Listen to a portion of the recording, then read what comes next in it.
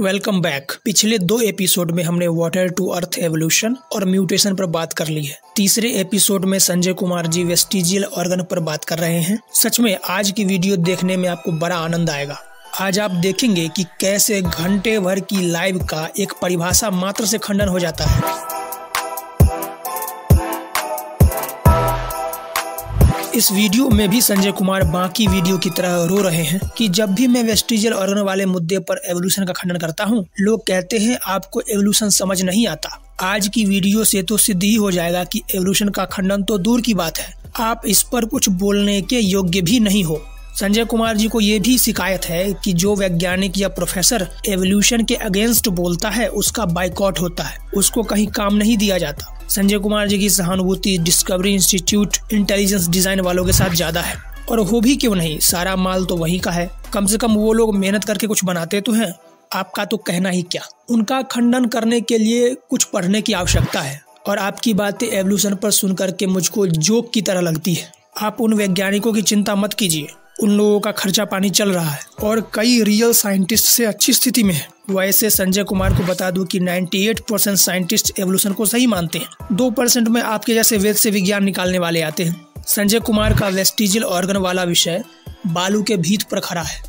शुरुआत में ही वो कहते हैं कि वेस्टिजियल ऑर्गन का मतलब यूजलेस होता है। उसके बाद 2-3 रेफरेंस दिखाते हैं, किसी में भी वेस्टिजियल का मतलब यूजलेस नहीं लिखा है। उनके दिखाए गए एक डेफिनेशन में लिखा है, Our ancestor possessed once represented a function that evolved out of a necessity for survival, but over the time the function become non-existent. Next, any organ that during the course of evolution has become reduced in function and usually in size. एक अंग का कोई particular function जो हमारे ancestor में perfectly work करता था, समय के साथ वो कम हो गया या पूरी तरह समाप्त हो गया। डीजे फुचाइमा एक अमेरिकन एवोल्यूशनरी बायोलॉजिस्ट हैं। उनकी लिखी किताब evolution undergraduate textbook में पढ़ाई जाती है। किताब में लिखा है, occurring in a rudimentary condition as a result of evolutionary reduction from a more elaborated functional character state in an ancestor. In simple word, vestigial mean that something like an organ or body part used to be fully developed and had an important function in our ancestor, but over time as evolution happened, it became smaller and less function because it wasn't needed as much. Hindi में समझे तो vestigial का मतलब है जैसे कोई अंग या शरीर का हिस्सा हमारे पूर्वज में पूरी तरह विकसित था और वह एक विशेष महत्वपूर्ण कार्य को करता था, लेकिन समय के साथ जब विकास हुआ तो यह छोटा हो गया, कम कार्यात्मक हो गया। इसका अर्थ यूजलेस नहीं होता है। शॉर्ट में समझे तो वेस्टिजियल अंग उस कार्य को नहीं करता है जिसको ये कभी हमारे पूर्वजों में किया करता था। To understand this let's took an example. Appendix. Early hominid में अपेंडिक्स उसके डाइजेस्टिव सिस्टम का हिस्सा था, क्योंकि वो प्लांट को अधिक कंज्यूम करते थे। उनके फर्मेंटेशन के लिए लार्ज सीकम की जरूरत होती थी। बाद में समय के साथ हमारे भोजन में बहुत वेरिएशन आया। हम कुक्ड फूड ज्यादा कंज्यूम करने लगे जो कि पचाने में बहुत इजी होते थे। इसके कारण अपेंडिक्स ने समय के साथ अपने ओरिजिनल फंक्शन को खो दिया और अब ह्यूमंस में वो हमारे डाइजेस्टिव सिस्टम का हिस्सा नहीं है। पर समय के साथ अपेंडिक्स ने नई विशेषता विकसित कर ली। अब वह ह्यूमन में इम्यून फंक्शन का हिस्सा है, like maintaining the gut bacteria, because evolution is all about adaptation and survival. It's an example of evolution but still a vestigial organ, क्योंकि हमारे पूर्वज अपेंडिक्स का यूज भोजन को पचाने में करते थे जो अब नहीं करते, इसीलिए ये वेस्टिजियल ऑर्गन है।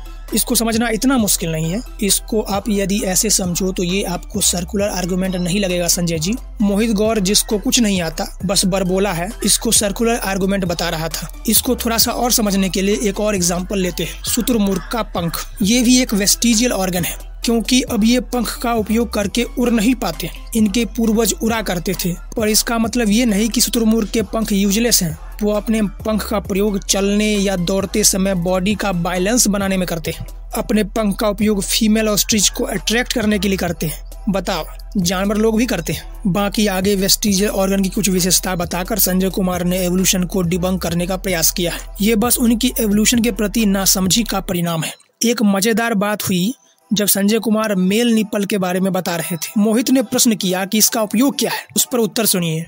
फिर इसका कोई पूछे उपयोग क्या है तो कोई उपयोग ऐसा है ना, देखिए उपयोग तो इसका ये था कि जैसे देखिए आपने कभी प्लास्टिक की बाल्टी देखी है? प्लास्टिक की बाल्टी या प्लास्टिक कोई भी चीज देखना, उसमें एक ढलाई का निशान होता है नीचे की ओर, होता है, अब उसका कोई उपयोग नहीं होता।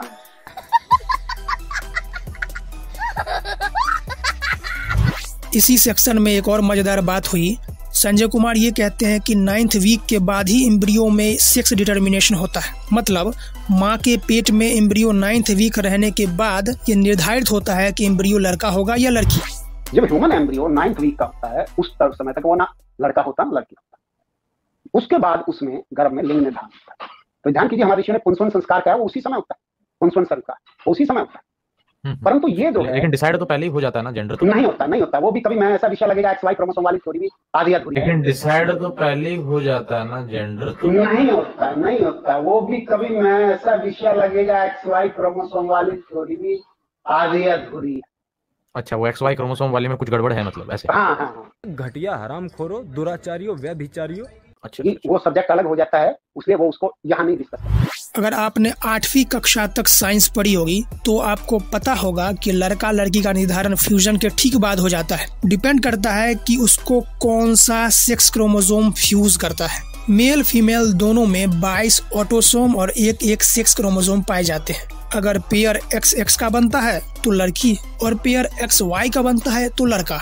आज तो हमारे पास ऐसी टेक्नोलॉजी है कि हम फ्यूजन के 7 दिन के भीतर ही सेक्स डिटर्मिनेशन कर सकते हैं। हम पता कर सकते हैं कि एम्ब्रियो का सेक्स कौन सा है। इसको प्री इम्प्लांटेशन जेनेटिक डायग्नोसिस कहते हैं। ये भी फ्यूजन के टाइम सेक्स डिटर्मिनेशन का स्पष्ट प्रमाण है।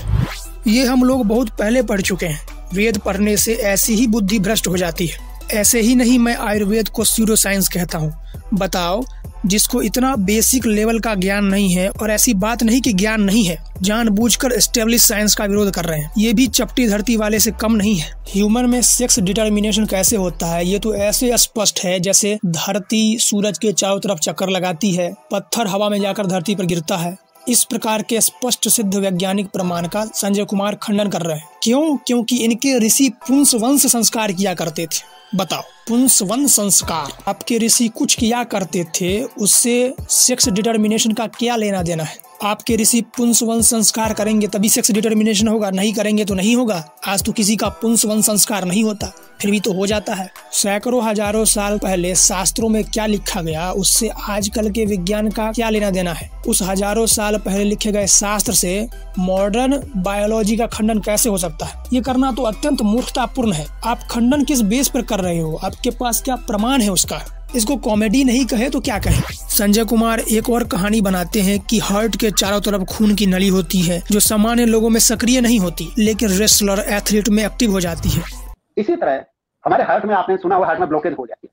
हार्ट के चारों कुछ खून की नलियां ये होती हैं जो लगभग इनएक्टिव होती है सामान्य आदमी। केवल जो प्लेयर होते हैं, एथलीट्स होते हैं, जैसे दौड़ने वाले, कुश्ती वाले, वेट लिफ्ट, उनमें वो एक्टिव होती है, उनमें ब्लड सप्लाई चलती है।